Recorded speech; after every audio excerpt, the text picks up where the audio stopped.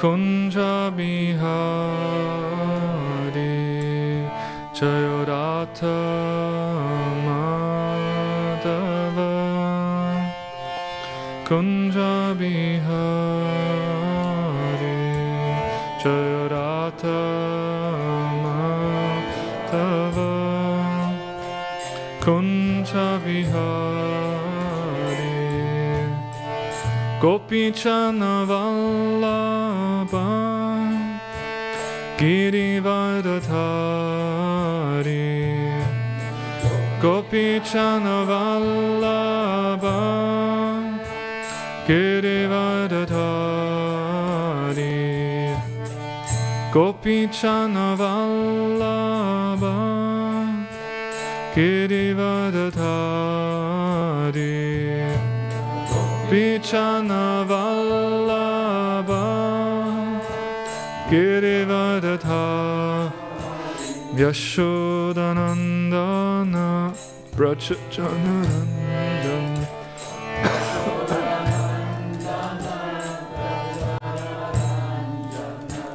Yashodanandana Brajajanaranjana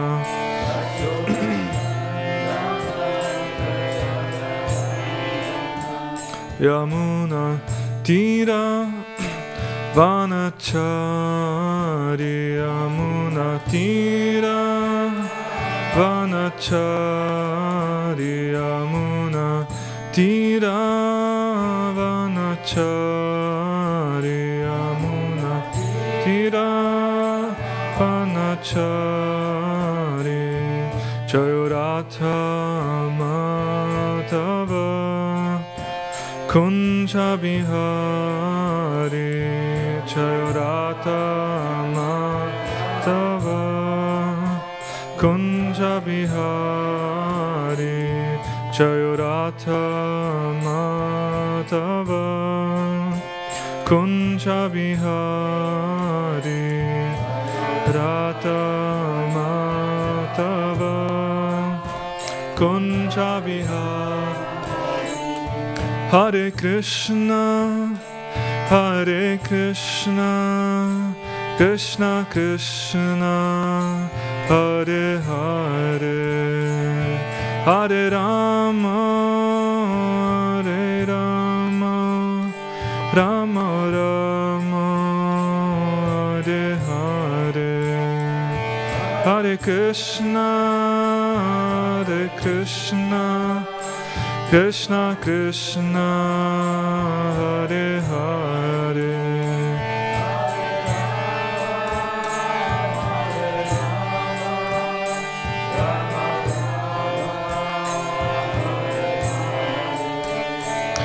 Hare Krishna Krishna Krishna Hare Hare Hare Rama, Hare Rama, Rama Rama, Hare Hare, Hare Krishna, Krishna Krishna, Hare Hare, Hare Rama, Hare Rama, Rama Rama. Hare Hare Hare Krishna Krishna Krishna Hare Hare Hare Rama Rama Rama Hare Hare Hare Krishna Krishna Hare Hare Hare Rama Hare Krishna Krishna Krishna Hare Hare Hare Rama Rama Rama Hare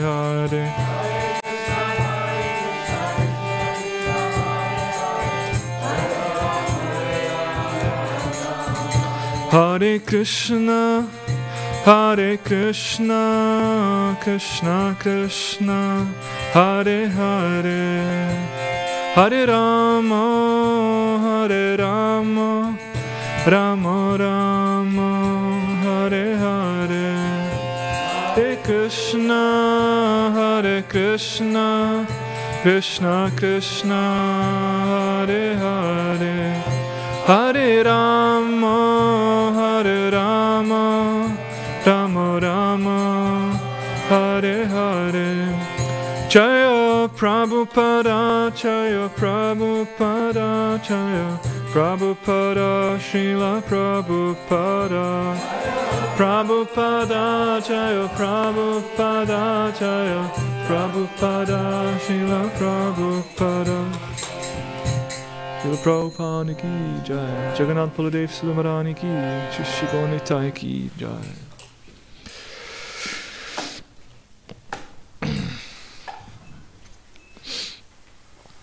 Om Namo Bhagavate Vasudevaya. Om Namo Bhagavate Vasudevaya. Om Namo Bhagavate Vasudevaya. Narayanam namaskrityam naram chaiva narottamam devim saraswatim vyasam tato jayodiraye nashta prayeshu abhadreshu nityam bhagavata sevaya bhagavati uttama shloke bhaktir bhavati naishtiki. So we're reading from Srimad Bhagavatam, Canto 4, Chapter 30, Text 42.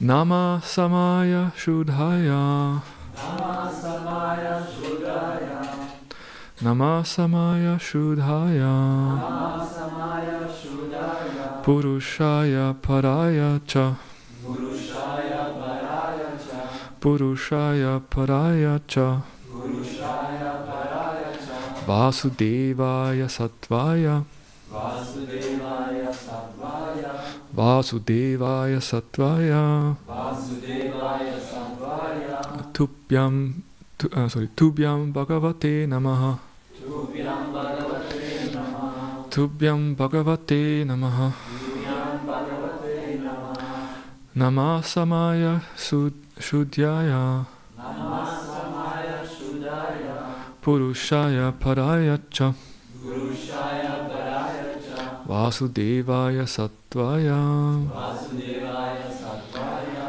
Tubhyam Bhagavate Namaha Tubhyam Bhagavate Namaha Namah Samaya Shudhaya Namah Samaya Shudhaya Purushaya Paraya Cha Purushaya Paraya Cha Vasudevaya Sattvaya Vasudevaya Sattvaya Tubhyam Bhagavate Namaha Tubhyam Bhagavate Namaha Namah Samaya Shudhaya Namah Samaya Shudhaya Purushaya Paraya Cha Purushaya Paraya Cha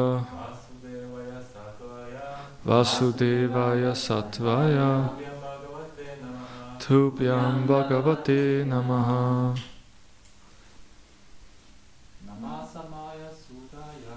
Namah Samaya Sudhaya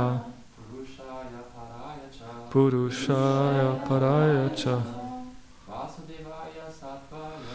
Vasudevaya Sattvaya Tubhyam Bhagavate Vaishnavis. Namah Samaya Shudhaya Namah Samaya Shudhaya Purushaya Paraya Cha Purushaya Paraya Cha Vasudevaya Sattvaya Vasudevaya Sattvaya Tubhyam Bhagavate Namaha Tubhyam Bhagavate Namaha. Namaha. We offer our respectful obeisances. Samaya, who is equal to everyone. Shuddhaya, who is never contaminated by sinful activities. Purushaya, unto the Supreme Person. Paraya, transcendental, Cha. Also. Vasudevaya. Living everywhere. Satvaya. Who is in the transcendental position. Tubhyam. Unto you. Bhagavate. The Supreme Personality of Godhead. Namaha. Obeisances. Translation and purport by His Divine Grace, A.C. Bhaktivedanta Swami Srila Prabhupada Ki. Dear Lord, you have no enemies or friends. Therefore, you are equal to everyone. You cannot be contaminated by sinful activities, and your transcendental form is always beyond the material creation. You are the Supreme Personality of Godhead because you remain everywhere within all existence. You are consequently known as Vasudev. We offer you our respectful obeisances. Purport. The Supreme Personality of Godhead is known as Vasudeva because he lives everywhere. The word Vas means to live. As said in Brahma Samhita, Eko Pya Aso Rachya Yuitam Jagat Anda Kotim. The Lord, through his plenary portion, enters into each and every universe to create the material manifestation. He also enters into each and every heart in the living entities, and into each and every atom also. Paramanu Chayantarastam. Because the Supreme Lord lives everywhere, he is known as Vasudev. Although who lives everywhere within the material world, he is not contaminated by the modes of nature. The Lord is therefore described in Ishopanishad as Apapa Vidham. He is never contaminated by the modes of material nature. When the Lord descends to this planet, he acts in many ways. He kills demons and performs acts not sanctioned by the Vedic principles, that is, acts considered sinful. Even though he acts in such a way, he is never contaminated by his action. He is therefore described herein as Shuddha, meaning always free from contamination. The Lord is also Sama, equal to everyone. In this regard, he states in Bhagavad Gita 9:29, Samoham sarva buddheshu na me dveshyo sti na priyaha. The Lord has no one as his friend or enemy, and he is equal to everyone. The word Sattvaya indicates that the form of the Lord is not material. It is Satchit Ananda Vigraha. Ishvara Parama Krishna Satchit Ananda Vigraha. His body is different from our material bodies. One should not think that the Supreme Personality of Godhead has a material body like ours. Om Jnana Timidandasya Gnanjana Shalakaya Chakshuram Militam Yena Tasmai Shri Gurave Namaha Shri Chaitanyanopistam Stapitam Yena Bhutale Svayam Rupa Kadamayam Tadati Svapadantikam Vancha Kalpatarubhyascha Kripa Sindhubhya Evacha Paritanam Papanebhyo Vaishnavebhyo Namo Namaha Namam Vishnupadaya Krishna Prestaya Bhutale Srimate Bhaktivedanta Swami Niti Namine Namaste Saraswati Deve Gauravani Pracharine Nirvishesha Shunyavadi Paschatya Shatarine Jaya Sri Krishna Chaitanya Prabhu Nityananda Shri Advaita Gadadhar Srivasadi Gaura Bhakta Vrinda Hare Krishna Krishna Krishna Hare Hare Hare Rama Rama Rama Hare Hare Krishna. I'll read the text again. Dear Lord, you have no enemies or friends, therefore you are equal to everyone. You cannot be contaminated by sinful activities, and your transcendental form is always beyond the material creation. You are the Supreme Personality of Godhead because you remain everywhere within all existence. You are consequently known as Vasudeva, we offer you our respectful obeisances. So, beautiful prayer. It begins with Namaha and ends with Namaha. We understand it's It's a prayer, and of course in this section of the Bhagavatam, after we heard the whole pastimes, with beginning with the Prachetas and with the father, King Prajini Bharat, and then the story of what is the story of whom? Narada Muni tells the story of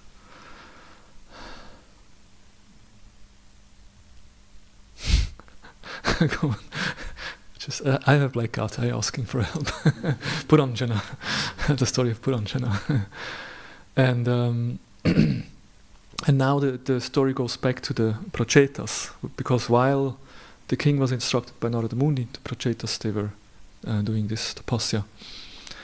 And in this chapter we heard how they were, how Lord Shiva appeared to them and how Shiva instructed them how to offer prayers and chant mantras, and then as a result they actually got the darshan of Lord Vishnu. Vishnu appeared and gave all blessings, like amazing blessings Vishnu gave, material and of course spiritual. And now the Prachetas, they offer prayers. And in this this prayer they basically just glorify the Lord. And they glorify the Lord as the one who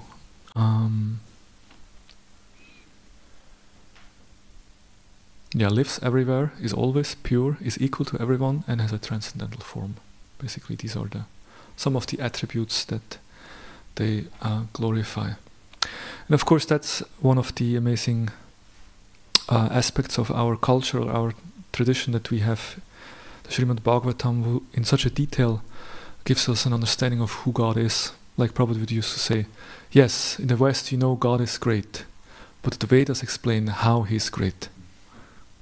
And that's important, like if you really understand how great the Lord is, then you can also appreciate Him, you can honor Him, you can worship Him, you can love Him. But if it's just something, God is great, okay, I'm also great. Like it's kind of, what is the difference? But the Vedas, they really give very detailed explanation of how God is great. And here we have this, He lives everywhere, always pure, equal to everyone, transcendental. I mean, we are not living everywhere, we're living in one place. And we are not always pure, certainly not. We are not equal to everyone, and we certainly don't have a transcendental form. I mean, the soul has, but in the present condition, not. So beautiful glorification. And of course, I'd just like to say a few words on prayer, and then we can go into these 4 aspects of this prayer. Prayers is part of devotional service, as we know. Shravanam, Kirtanam, Vishnu Smaranam, Parasevanam, Archan, Vandanam, Dasyam, Sakyam, Atmanivedam. Vandanam. Vandanam is, Prabhupada says in a comment, in purport there, Vandanam, the Lord has unlimited transcendental qualities and opulences, and one who feels influenced by the Lord's qualities in various activities offers prayers to the Lord. In this way he becomes successful. One who feels influenced by the qualities of the Lord. Are you feeling influenced by the qualities of the Lord? Like, how much do we think and meditate about, wow, Krishna is amazing? And the more we realize that Krishna is amazing, the more we want to offer prayers and worship Him, because it's a natural feeling. And who attained perfection by offering prayers?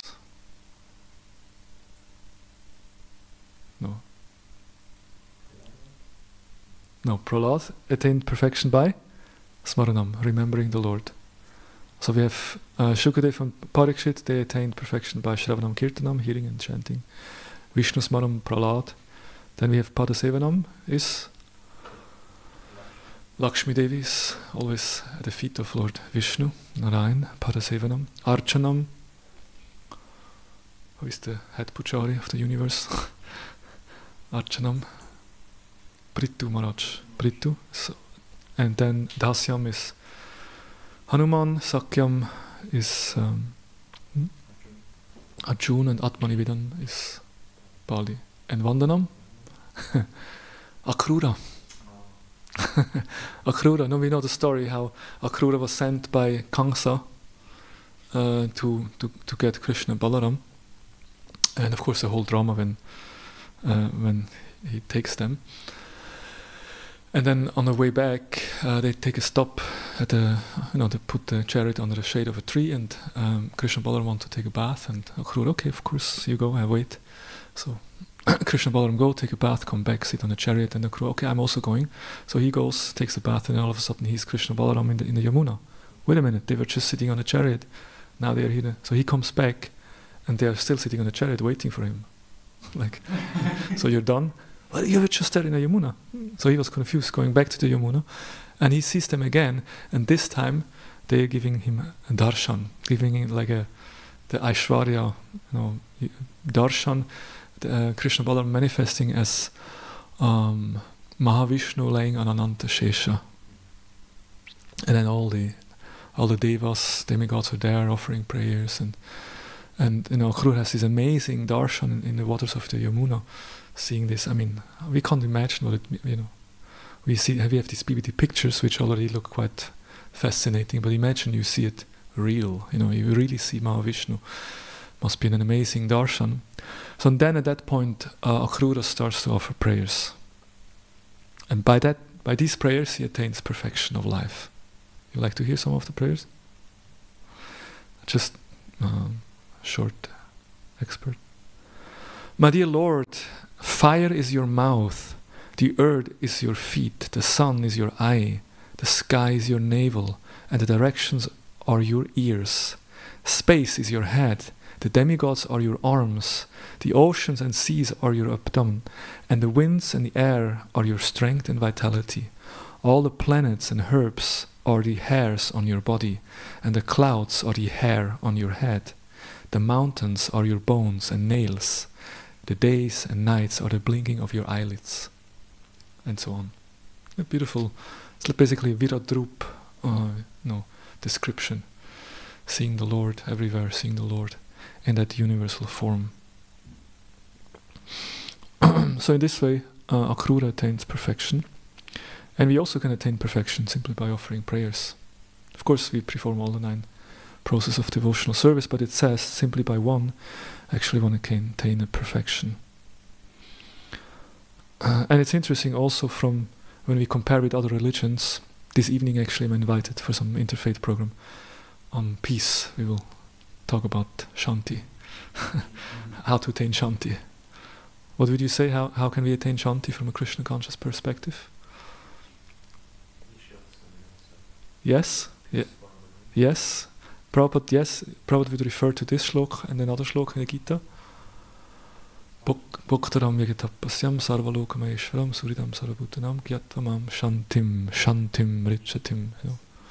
Yeah, Prabhupada referred, but also the Upanishad is also relevant in this regard.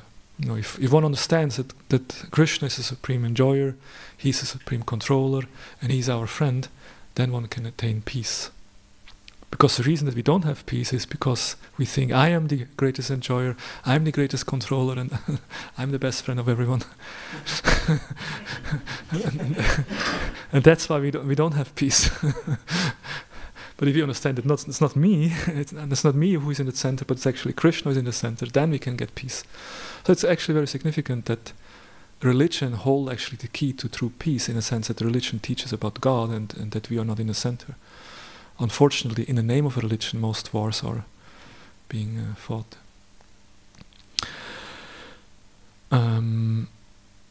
Anyhow, but prayers, what I wanted to say is that even there's different religious systems and there are various forms of spiritual practice, but among them prayers is a common one in all religion. No, in every religion people offer prayer, right? Vandanam is there in all religion. So Prabhupada says here also, Uttama Shloka means he is worshipped. God is worshipped by the best selected words, not patchy words. The best selected words, like here, Nama, Samaya, Sudhaya, like nice Sanskrit poetry glorifying the Lord with nice words. All selected words. So you will find so many prayers, not only in our Vedic scriptures, and other scriptures also, in Bible, in Quran, the prayer. Prayer is also devotion, Prabhupada says. The Christian and Mohammedans, they offer Vandanam, although they do not worship the deity, but they offer prayers. That is also good. That is also bhakti. Well, it's nice. Prayers is universal. But then the question is, what should we pray for? Of course, and there's a difference. What should we pray for? At the train, railway station, and also at airports, you find this church or like chapels or churches. And it's an interesting exercise. You can, if you have a little time somewhere, you wait. You can go there, and usually they have books. People write prayers inside, so you can open and flip through and see what they pray for. May my granddaughter pass her examen. May my father be cured from his disease. May I get rich. Please send me money. That's usually the kind of prayers people have. They use God as a supplier. What is Bhaktisiddhanta Saraswati Thakur saying? Bhaktisiddhanta says, we don't want riches or followers, nor do we desire to be saved from the misery of birth and death. We do not pray either for the cure of disease or liberation. The only thing worth praying for is that our mind may be more and more attracted towards Lord Shri Krishna. That's the only prayer that we should have. Tino is, that's too high.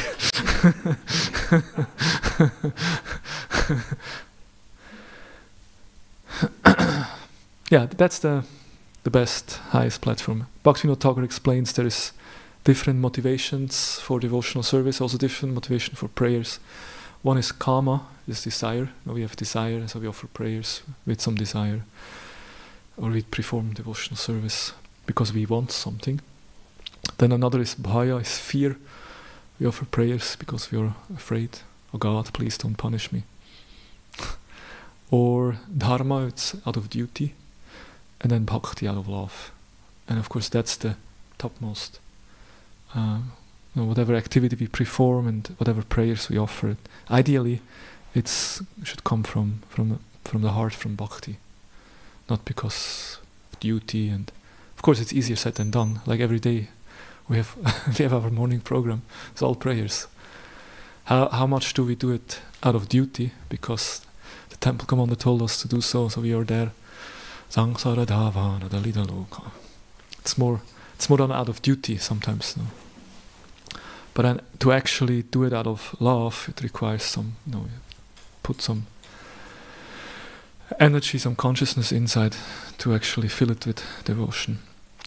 In Gaudiya tradition, usually there's different ways, different forms of prayers. One is called this Dhainya Bodhika. This is an expression of humility. That's one aspect of prayers. And that's very important. Humility. Like, oh Lord, I'm so fallen. Again, I didn't make it. I fall, or I was not able to follow, or we go in front of the Lord and we open our heart, expressing our inability, to be a good devotee. Dhainya Bodhika.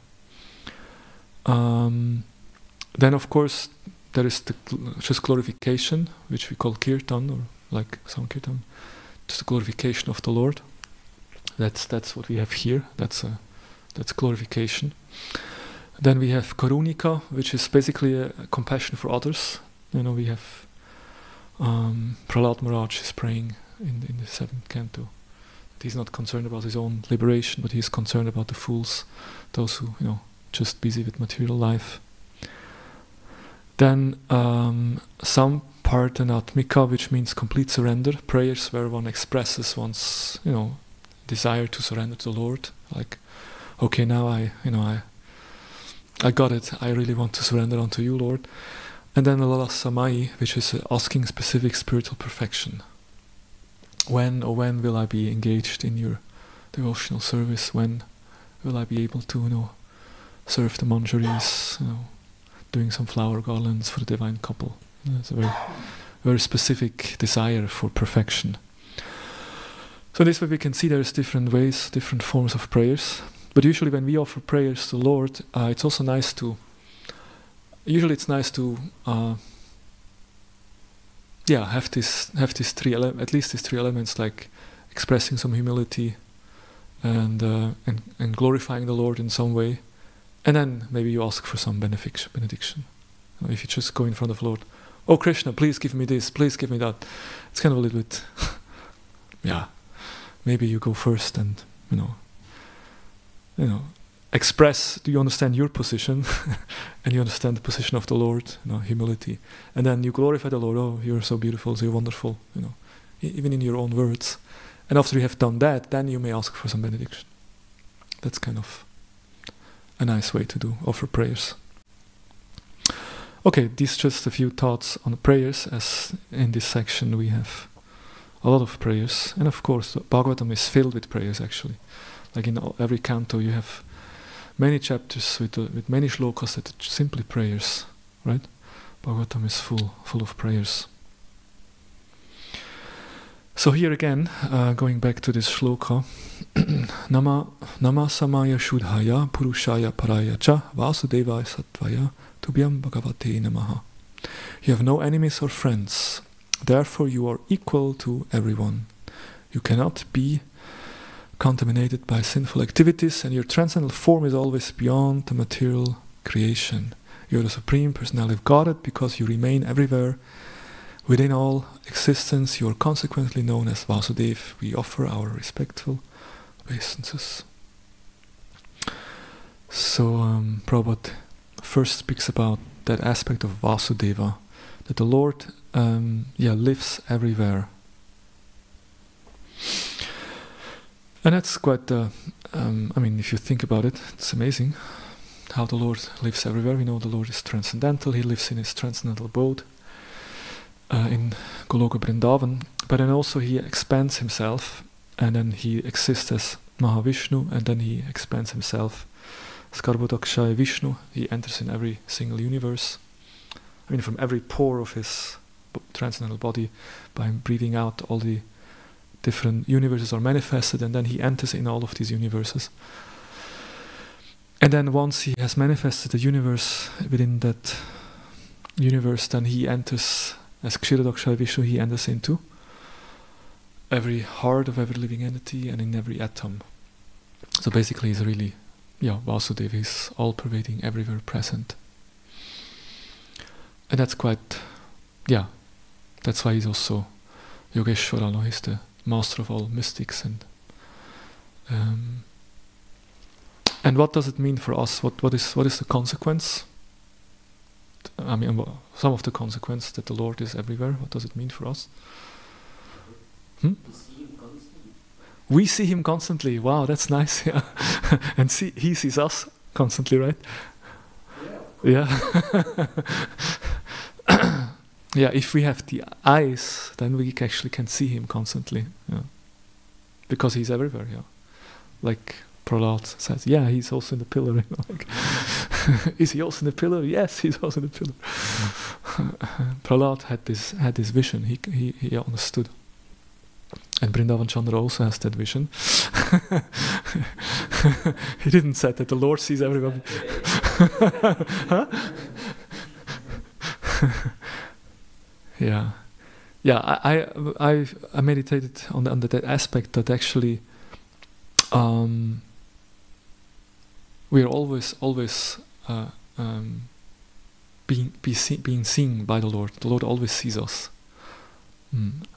And that's also described in the scriptures, in the Purana. This is from the Vishnu Dharma. Here it says Aditya Chandrava Anilot Namalascha, and so on. And it says the sun, the moon, the air, fire, sky, earth, water, mind, yama, day, night, dawn and twilight, and the Lord know the action of man. So there's always witness, no? There's the sun, the moon, there's the air, fire, sky, water, mind, there is the 10 directions, and there is the Lord, Supreme Personality of Godhead. Also has the Paramatma in the heart and also outside.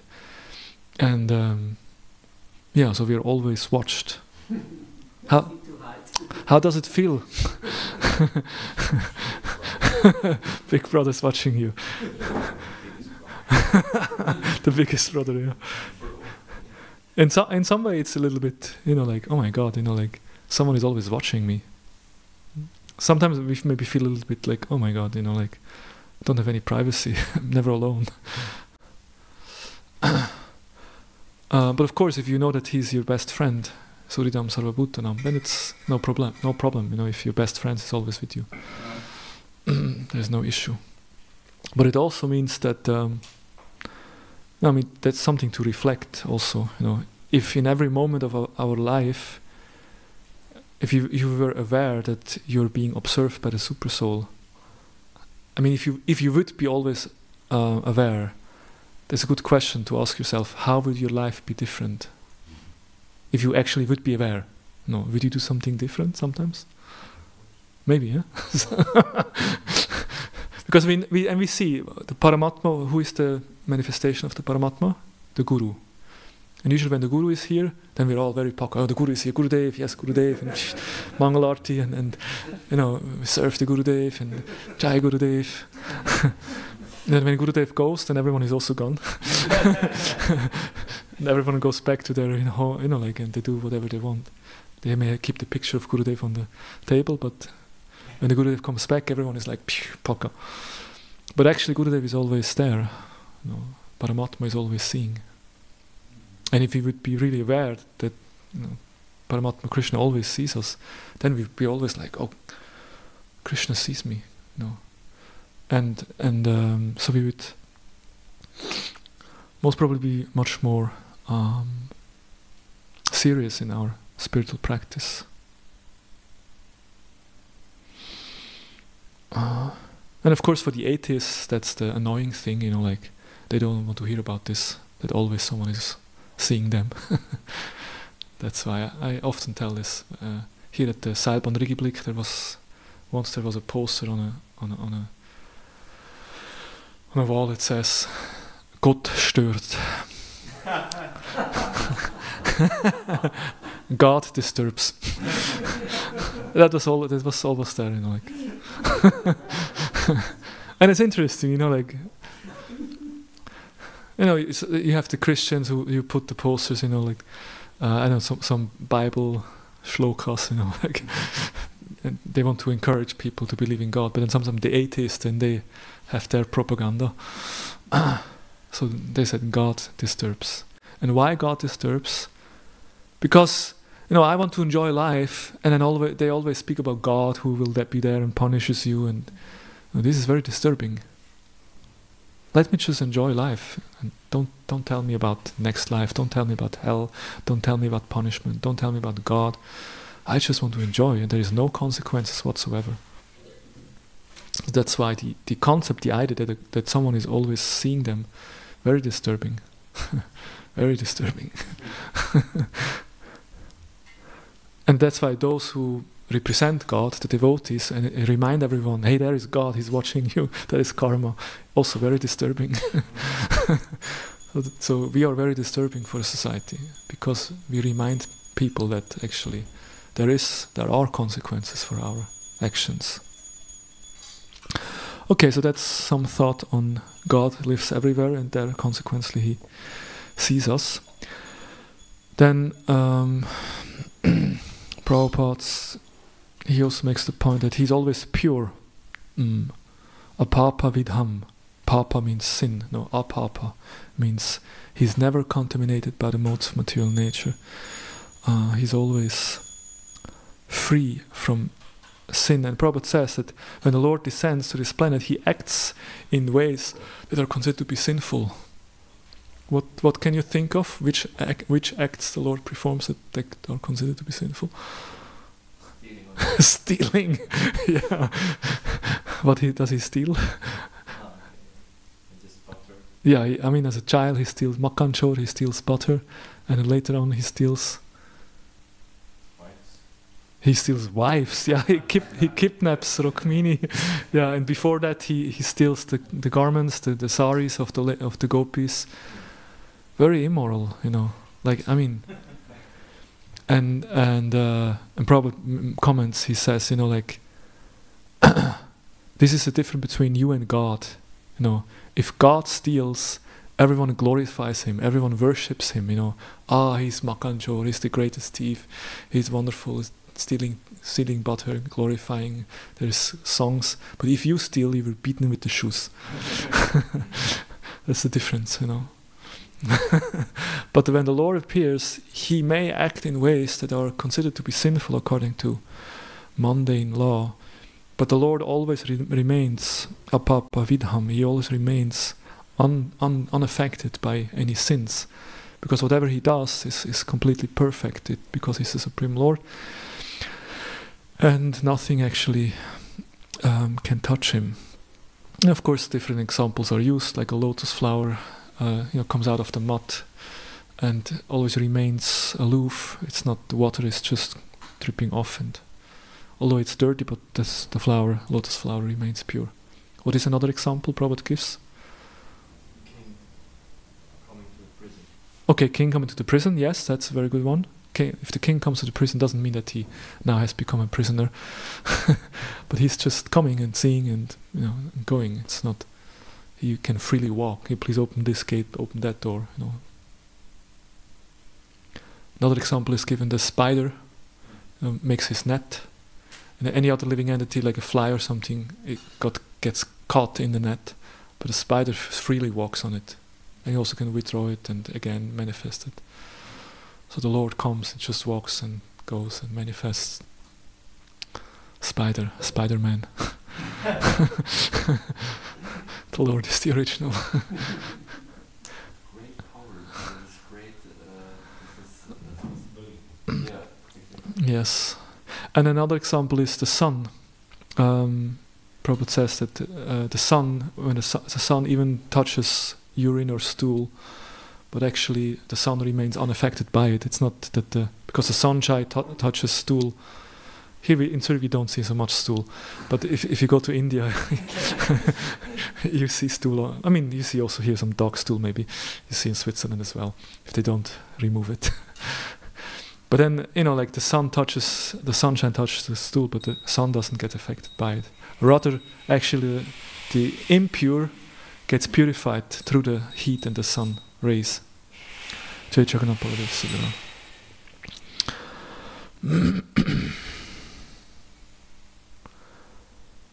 Yes, so that's how the Lord always remains pure. And then, interesting, of course, he has a transcendental form also. Satchitananda Vigraha. That's what Kripa Maya mentioned about. We speak about avatar. When the Lord appears in this world, then it's called avatar, which means when the Lord comes down into this world. But then the English word is incarnation, and probably explained incarna, becoming flesh. You again becoming flesh. That's incarn, and it's completely wrong word for an avatar, because an avatar never becomes flesh. he never accepts a material body, even if the Lord comes into this world as an avatar. But it's not that he actually enters into flesh, into a material body, but he comes in his original spiritual body, Satchitananda Vigraha. Therefore the English word is completely not proper. It actually changes the meaning. This is in all languages in the West, but this is because of Jesus, Yes, exactly, and that's what Kripamaya also makes the point. It's influenced by Westerner, Christian beliefs and Western culture, mentality. The language is kind of formed, and then you have Vedic, like transcendental concepts in Sanskrit, which cannot be properly expressed because it's not. Yeah. Yeah, he's a Shakti Avesh. But they think he's the only one who can. Yeah, sure, that's the problem, the only son. Prabhupada also uses incarnation always. Yeah, what else should he use? he translates this in English, he has to use the word English. But then you have to be, you use the word, but then it's good to explain it properly. It's like that. Then another one is that the Lord is equal, and that's an interesting one. The Lord is equal to everyone, That is, you remember in the Bhagavatam who raises the question? I mean, Parikshit inquires at the beginning of the 7th canto. Parikshit says, "My dear Brahmana, the Supreme Personality of Godhead, Vishnu, being everyone's well-wisher, is equal and extremely dear to everyone. How then did he become partial, like a common man, for the sake of Indra, and thus kill Indra's enemies? How can a person equal to everyone be partial to someone and inimical towards others?" How is it that it says that Narayan is equal, but at the same time he always protects the devas? There's so many stories, and it always, Narayan always favors the devas. He always comes and protects Indra and the demigods. So what equal God are you speaking here? How would you explain?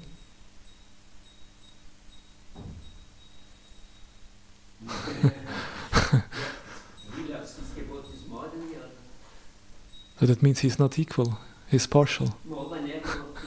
If he punishes also for them, it's good for them. It's good for them, yeah. The example that is given is with the rain cloud, that it rains everywhere, but only when there's, so it rains on the ocean that is already full of water, but also on the dry floor. So if there is reciprocation, then it will do something with the rain falling. So so as one surrenders, then Krishna is also inclined to do. But he gives to everybody. Yes, that's one of the analogy which I think is given by Baladev Vidyabhushana. I think gives this analogy. Vishnu Chakravarti says here, since the Lord says that he's Suridam Sarva Bhutanam, the well-wisher of all living entity, how could he act with partiality by killing demons? This question arose in the heart of Parikshit. And then, what did Shukadev reply? First, he glorifies for the excellent question, and then he says, "The Supreme Personality of Godhead, Vishnu, is always transcendental to material qualities, and therefore he is called Nirgun, or without qualities. Because he is unborn, he does not have a material body to be subjected to attachment and hatred.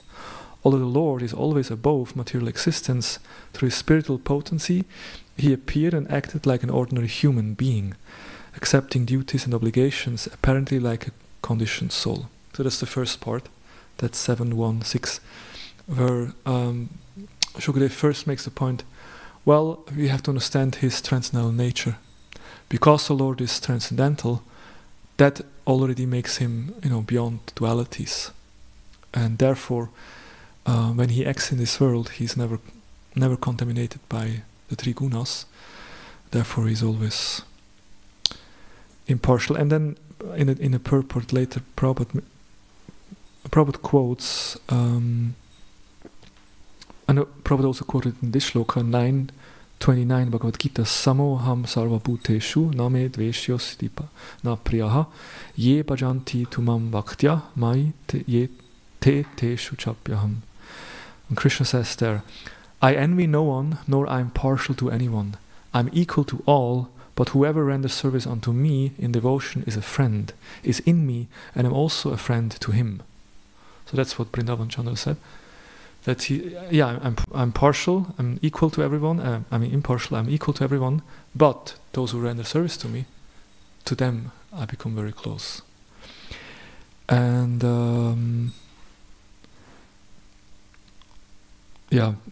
Burijan Prabhu in his Surrender Unto Me says, Krishna is compared to rain. Trees absorb rainwater and then grow and produce fruits. Some trees produce bitter fruits and others produce sweet ones. Does this mean the rain is partial? Interesting, huh? Like it's the same rain and nourishes all the different plants. But some plants give sweet fruits, some give bitter fruits. So can you blame the rain for it? No. Similarly, regardless of a living entity situation, Krishna nourishes everyone equally, just like the rain, as you said, Shiksastan Prabhu, just giving. And Sri Baladev Vidyabhushan explains the Lord's mood described in this shloka, 9:29 in the Gita, described in the first half of this verse as the mood of the Paramatma, sending forth and maintained all kinds of beings among the demigods, humans, animals, and so on. So, I, the Lord of all, am equal. I'm just like a cloud pouring rain on all kind of seeds. Among all these creatures, none are my enemies, and none are especially dear to me. So that's like Paramatma, no? That's the Krishna in the mood of Paramatma. I'm equal to everyone. But then in the second part of the same shloka, where he says, but whoever ran a service, that's a different mood. That's not anymore Paramatma speaking. That's Bhagavan. The second half of this verse, however, confirms Krishna's partiality to his devotees in his feature as Bhagavan. Yeah. But for his devotees, he gives special attention. Such devotees are mentioned here. They are always in Krishna consciousness, and therefore they are always transcendently situated in Krishna. And then also there's a beautiful description of the relationship, and with this I will end, then time is up. And I believe it's from, I'm not sure it's from the same purport or a different one, but beautiful, Prabhupada gives a beautiful analogy. He says, the transcendental reciprocation, or the relationship between the Lord and his pure devotee is described. When a diamond is set in a gold ring, okay, you have a gold ring, and you put a diamond on the gold ring. It looks very nice. The gold is glorified, and at the same time the diamond is also glorified. Diamond in a gold ring. The Lord and living entity eternally glitter, and when a living entity becomes inclined to the service of the Supreme Lord, he looks like gold. The devotee who serves the Lord looks like gold. The Lord is a diamond, and so this combination is very nice. Living entity in a pure state are called devotees. So it's nice picture. You have a golden ring, and the golden ring supports the diamond who shines. And so the diamond is Krishna, and we are like the golden ring. I mean, Prabhupada says the living entity in a pure state is called a devotee. So once our heart is purified, then we are actually become devotees. And then the Lord becomes especially dear to us. We become dear to him. And before that, he just remains neutral as a Paramatma. And of course, this also suggests that the goal of life is actually to develop this relationship with the Lord. That's the Bhagavad Dharma, the eternal Dharma of the soul, is to actually to re-establish that loving relationship with the Lord. And therefore, the Prachetas who are doing that, they attain perfection in life. They got the darshan of the Lord, and now they offer these beautiful prayers, glorifying the Lord as the most pure, as the one who is equal to everyone, the one who exists everywhere, and the one who possesses a transcendental body. And in this way they, deepen their relationship with the Lord, and we are meant to follow the Prachetas and also offer prayers and re-establish our relationship with Krishna. Hare Krishna. Grantaraj Srimad Bhagavatam Ki Jai. Any comments or questions? Yes. Often devotees ask me, when they have difficulties, please pray for me. And mostly, of course, I think, what should I pray now? People should take away the sufferings, or that they realize actually the suffering has a value. Mostly they think I will help them to get rid of the problems, Yeah.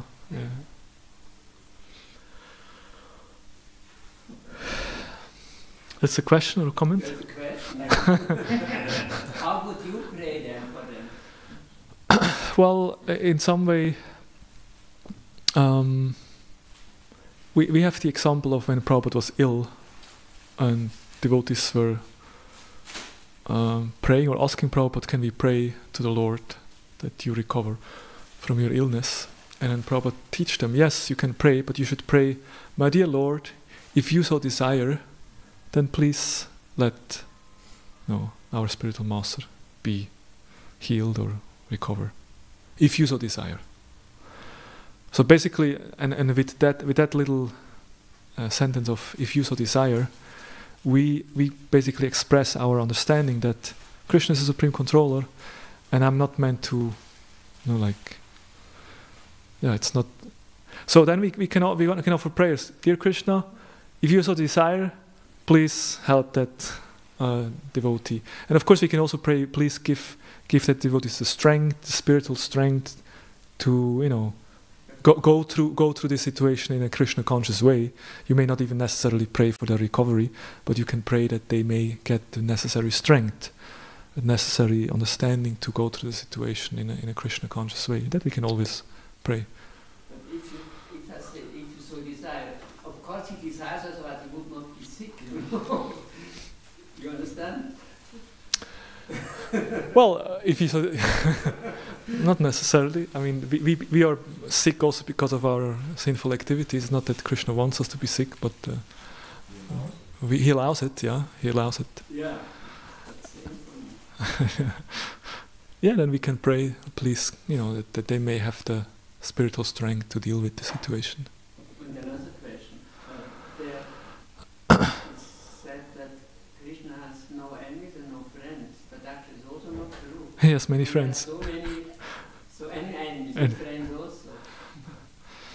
Yeah, but How do you understand this? but not on an absolute platform. It's not the case, because those who are the so-called friends and enemies, they're all eternal spiritual soul who are all part and parcel of Krishna. They are part of Krishna, and they are eternal servants of Krishna. Therefore, he has no enemies. They are just covered by the external energy, and they, in illusion, they think I'm the enemy, and then they act as an enemy. But in fact, they are loving servants of Krishna, and we are all loving servants of Krishna, and therefore he has no enemies and no friends, in the sense that. Yeah, that's a little harder to understand. no friends. I mean, no friends in a sense. Again, it's about that partiality. That friends in the sense I like you and I don't like you.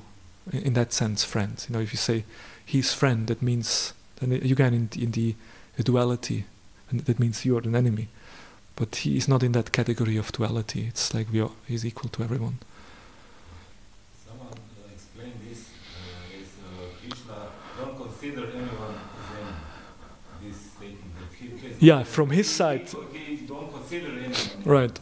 Yeah, that's a good point also in regard of the devotees. It also says that the sadhu bhushan, that like the ornaments of a sadhu is that he has no enemies. But you're saying, well, he has no enemies. Jesus was crucified. He had enemies, and also we have sometimes enemies. So how is it that the sadhu has no enemies? But yeah, that's the point. From the sadhu, from his side, he doesn't have enemies. Even the enemies are coming, he doesn't see them as an enemy. That's why he has no enemies. Of course, this is a very high level, but that's and similarly Krishna also. He doesn't see someone as an enemy, unless he comes to the material world and wants to fight with them. Then, then he sees them as an enemy. Yeah. Yes. Short comment about the Prabhupada and the Mm-hmm. part of Krishna. Krishna are always in pure existence, yes. Vasudevaya, beyond the material influence. And everything that Krishna do is perfect spirit. Different of the Jiva. Jiva is tiny and covered by Rajas and Tamas. And when we stealing the cheese, these things Stealing the cheese from the paneer sabji. Yeah, give me more of this white vegetable. these actions are moved by Rajas and Tamas, or these actions are moved by selfish Yes. sense enjoy. But when Krishna is acting by love. Yeah. Transcendental, when Krishna acting, stealing, married with 1 billion of women, this is for gave pleasure for the gods. The devotees when see this, Krishna had 1 billion of wives. Krishna can have one billion of us. But the materialists, when see this, They become envious. criticize They- Krishna. They're envious, they criticize. Yeah, thank you. Beautiful point. So the motivation, Krishna acts out of love, and when we act out of the gunas, and which usually is selfish motivated. Yeah, I remember once when I went to, anyway, in my hometown I met an old friend. We worked together in the as a chefs, and he's from Sri Lanka, and we haven't seen for 20 years or 30 years, and he became a Christian and I became a Hindu, so it was kind of interesting. And he kind of, Krishna, yeah, we learned in school about this Krishna. I know what he did. Yes, very immoral activities. And you worship this Krishna? No, my life belongs to Jesus. He was, pure. Like that, he said. I know this Krishna. Yeah, it's very difficult to understand Krishna. The more of the Lord is based in Rajan, that's why. but Krishna is transcendental. Yeah, that's why people usually prefer to worship Lord Ram. Maryada Purushottam. You can follow Ram. It's easy to understand. He's like Paka. Krishna is very difficult. How to follow Krishna? It's hard. Yeah. Just a statement by Chaitanya Charan, Mm-hmm. spiritual scientist. Okay. Some Yeah. What is the scientist saying, please? He says Krishna is impartially partial. He impartially leaves the doors to partiality open for everyone. So, Can you? he's impartially partial because impartially, so for everybody he leaves the doors open to partiality. Everybody can get his partiality. Yeah. Everyone can become a devotee, and he gets special favor. Then Yeah. he gets, so Yeah. partial. One and different. And then I had a question to this analogy that you gave by Burichan Prabhu. Uh-huh. How does it really go? Like, so the trees, they give bitter or sweet fruits, but does this refer to good and bad actions, or does it refer to accept or partiality? How does it relate to partiality? Yeah, it relates to partiality that the rain is the same rain, and as you said, according to the way they receive that rain, if they receive it with an open heart in devotion, then it's sweet fruits. If they receive it with envy, then bitter fruits. I would understand it like that. So in this way, the rain is impartial, just gives. The rain just gives, but then according to our nature, then it manifests differently. Yeah, Krishna nourishes everybody. Yeah. Humans have to eat all. Yeah, they are also maintained by the Lord. They get everything by the Lord. Yeah. But the result is different. Yeah. All right, thank you very much. Grantaraj Srimad Bhagavatam Ki Jai, Srila Prabhupada Ki Jai, Gaur Premanande.